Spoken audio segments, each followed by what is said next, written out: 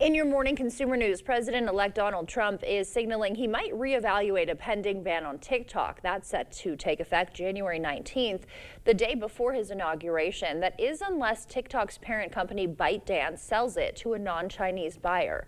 A source says TikTok CEO met with Trump at Mar-a-Lago yesterday. TikTok is suing over the ban.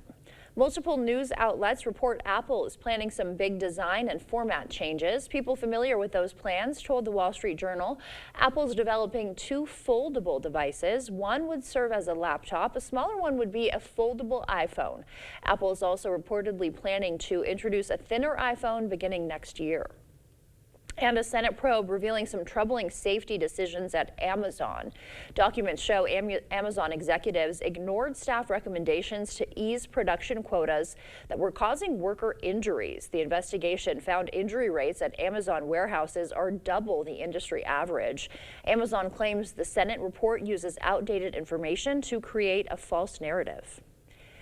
If you're traveling during this holiday season, it's important to know what you can and can't bring on board. And if you're traveling with young kids, there are plenty of resources to help you get through the airport. In today's Consumer Watch, Jen Sullivan breaks down the do's and don'ts for holiday travel.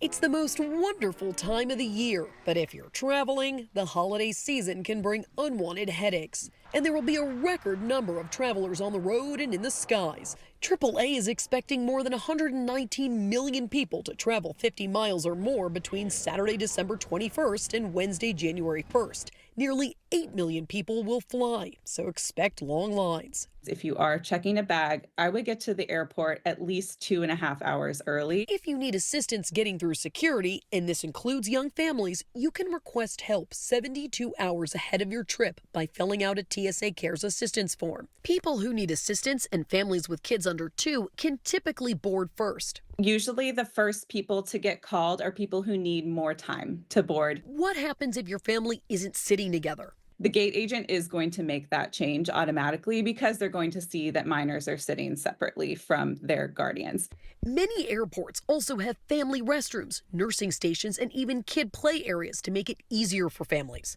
And parents can bring breast milk and/or formula greater than 3.4 ounces on board. If you're bringing gifts on the plane, the TSA recommends putting them in gift bags instead of wrapping them in case the item needs to be inspected. Gifting a snow globe, if it's bigger than a tennis ball, it likely has more than 3.4 ounces of liquid and needs to be checked. Solid foods like fruitcake, chocolate, and candy canes can all go on board. Items like wine and even maple syrup need to be checked.